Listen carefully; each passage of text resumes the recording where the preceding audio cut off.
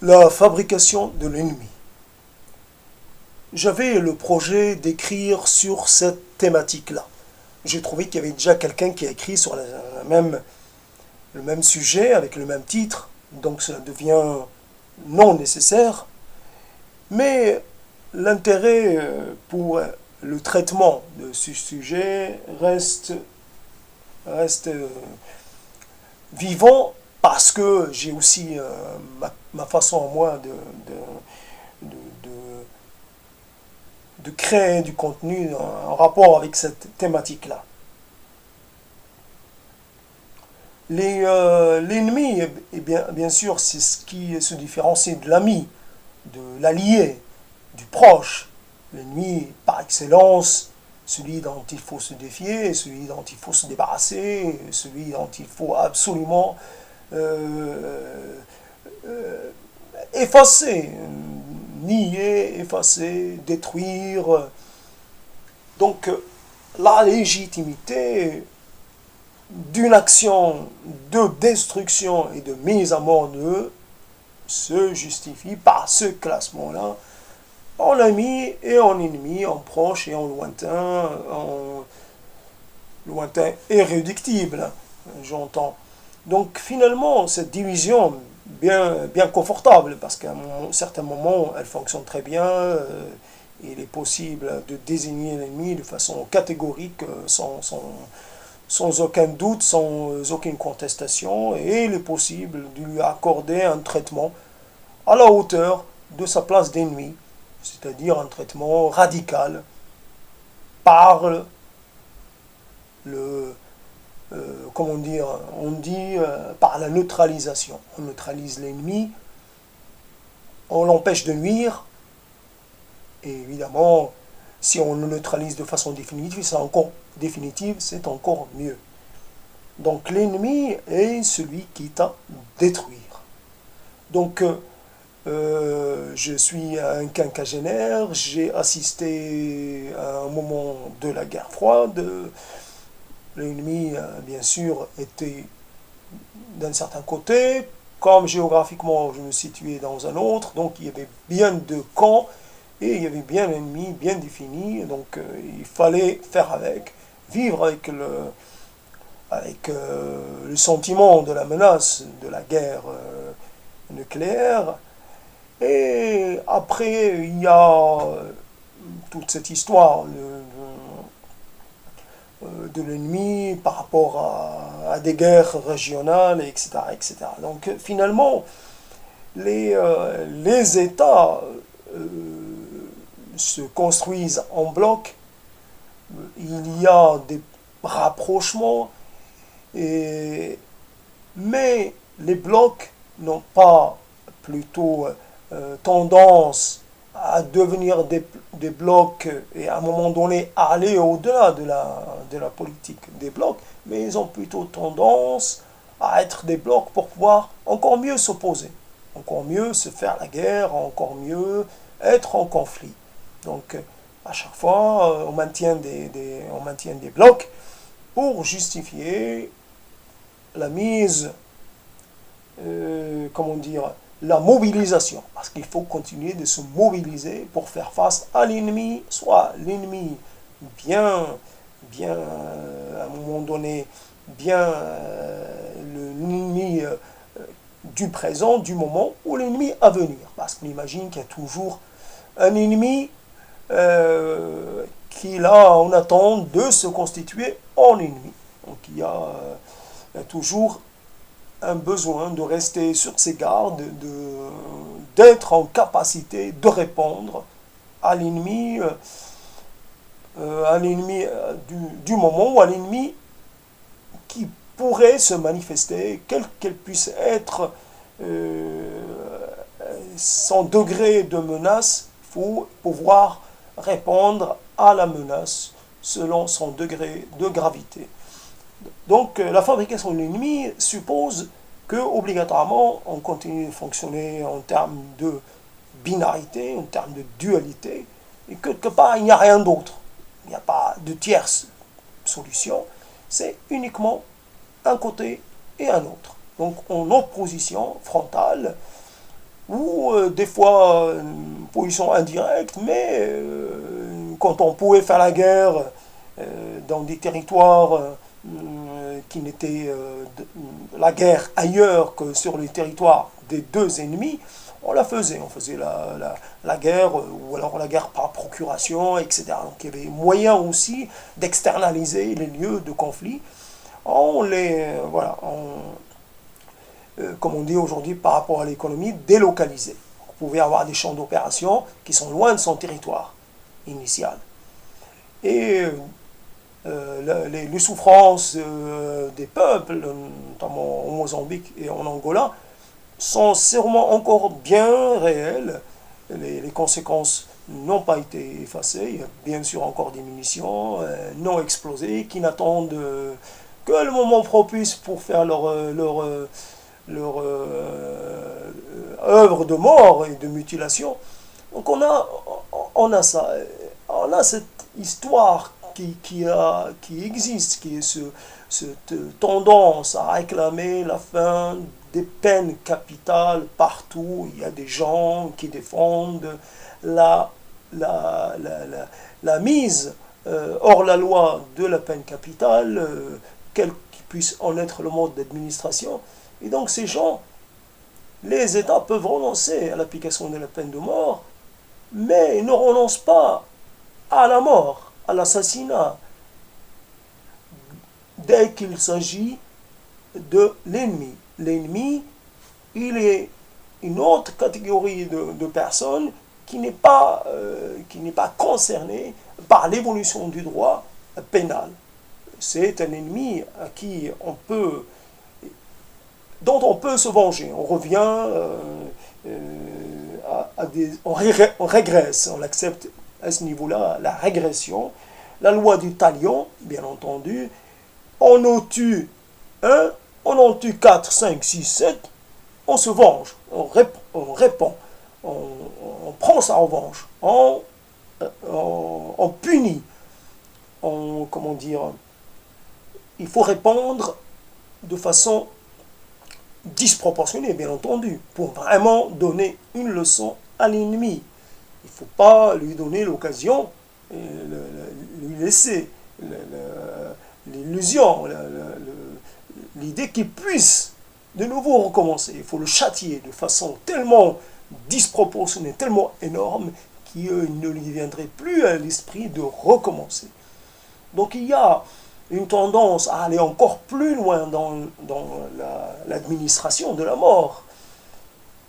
Alors, comment peut-il exister deux mondes qui fonctionnent comme ça en parallèle? Un monde dans lequel on répudie la mort, dans lequel on n'accepte pas de donner la mort, et un monde en même temps, on accepte de donner la mort à des échelles largement extraordinaires. On ne tue pas une personne, on tue un nombre on tue comme on peut, c'est-à-dire selon notre capacité de destruction. Si on peut mettre une tonne d'explosifs, une bombe d'une tonne, pas de problème. 2 tonnes d'un seul coup, c'est uniquement la capacité de l'appareil ou la capacité de l'engin, la bombe qui détermine. Donc, il y a des bombes de toutes sortes, on en invente, on n'a pas arrêté. C'est-à-dire le problème éthique de l'arrêt de la conception des engins de mort et l'arrêt de la progression du budget militaire, que on ne renonce pas à l'idée d'être armé. Évidemment, quand un adversaire cesse d'exister ou devient un adversaire de second ordre, on en invente un beaucoup plus qu'on met en avant et qui devient urgent de défier, de le défaire. Donc à ce moment-là, on a toujours une série, il y a une couche successive d'adversaires, d'ennemis, et selon, donc on va mobiliser les moyens. Donc on ne renonce pas au budget militaire ni à l'industrie. À un moment, on fabrique des engins, peut-être quantitativement, on a peut-être moins d'engins, moins de choses, mais peut-être on accélère la capacité de destruction des engins, et on a on a un raffinement dans toute la science, tous ces étudiants, tous ces aspirants à la science et apportent leur soutien, leur contribution à cette industrie qui paye bien. Et j'imagine à l'époque où on accordait, où l'armée accordait des bourses aux étudiants-chercheurs, ceux qui étaient avec l'armée, évidemment, avaient droit. Alors les autres, ils étaient obligés de se débrouiller comme ils pouvaient. Mais, donc, il y a, après on va dire, les progrès militaires profitent aux civils, voyez l'avion, etc. Qu'est-ce que l'avion nous a apporté réellement?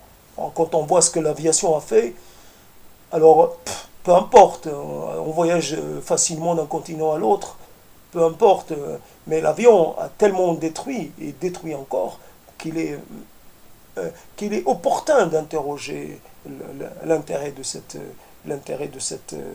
d'avoir fait évoluer ce moyen de transport. Donc finalement, on reste un peu dans le constat. On fait des constats, on peut faire des dizaines de constats, on peut les faire de façon beaucoup plus globale, beaucoup plus approfondie, sans omettre aucun élément. L'individu en lui-même, soit il y a des individus à qui on ne demande pas leur avis, savoir s'ils sont d'accord ou pas, soit il y a cette permanence, cette opinion publique. Bien sûr, quand vous avez une opinion publique et qu'elle a une propension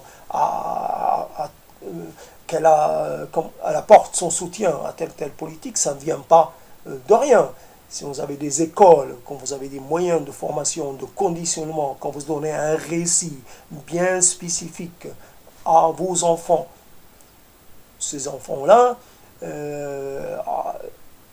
s'approprient ce récit, il devient le leur, et évidemment, la légitimité. Chacun va construire sa légitimité dans son coin, et évidemment, il a une lecture de l'histoire et une lecture et une approche de rapport à l'autre qui est la sienne.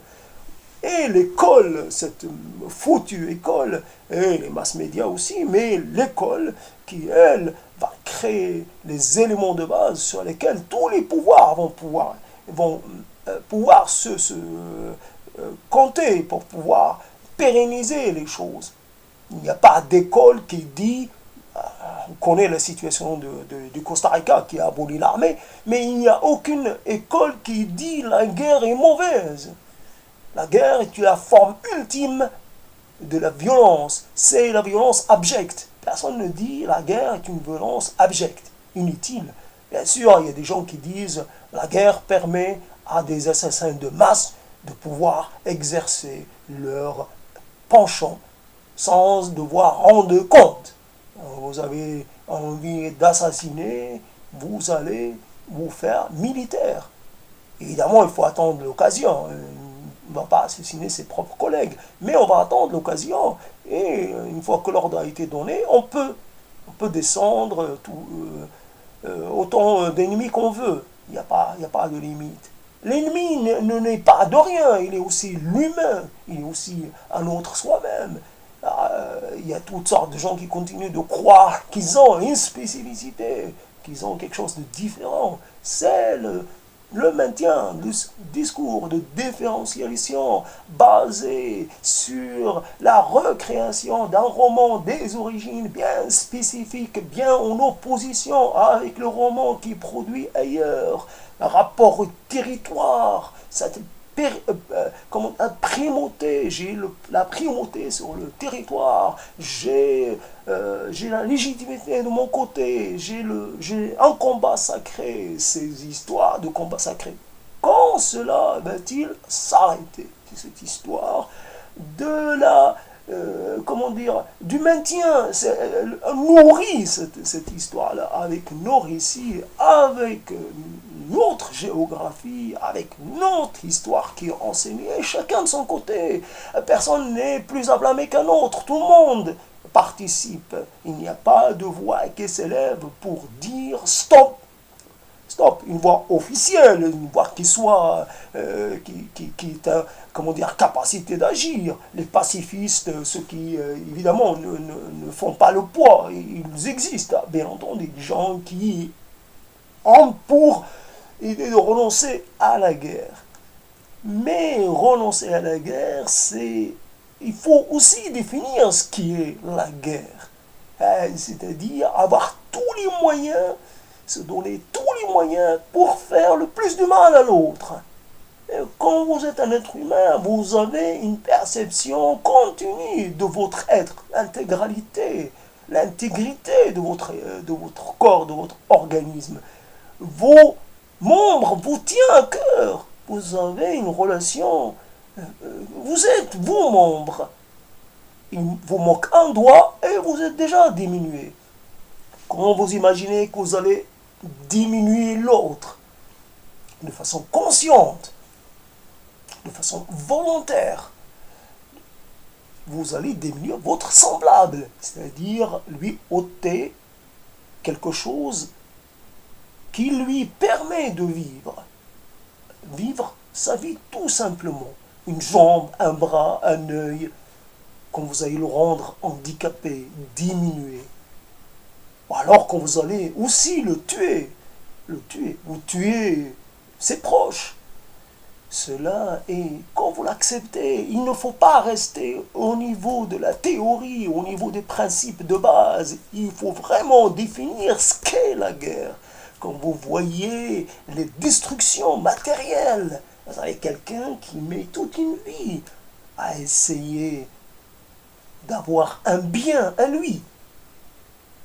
Et en peu de temps, un engin de guerre vient le détruire, vient réduire tous ses efforts, ses économies, ses sacrifices à néant, en un clin d'œil, par quelqu'un qui ne verra même pas les conséquences de son acte, avec cette guerre à distance. Vous êtes dans le ciel, vous appuyez sur un bouton, essayez.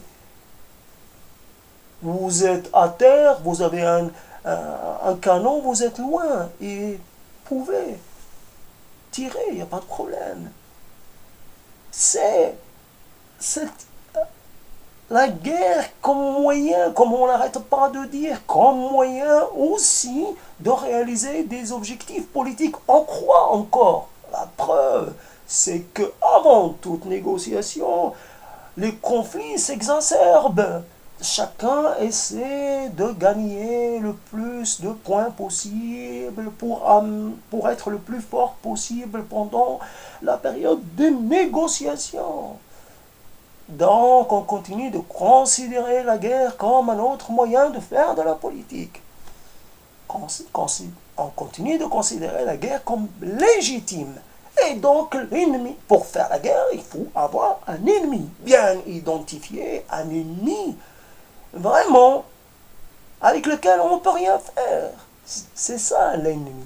C'est l'autre qui est radicalement différent de vous. C'est l'autre qui n'est plus un humain, qui est un humain d'une autre teinte, d'une autre nature. C'est le dénaturer l'autre pour le rendre matière, comment dire, une bombe. Ça vous disperse, ça détruit, ça vous rend, comment dire, à vous émiettes. Voilà, une bombe, ça vous émiette.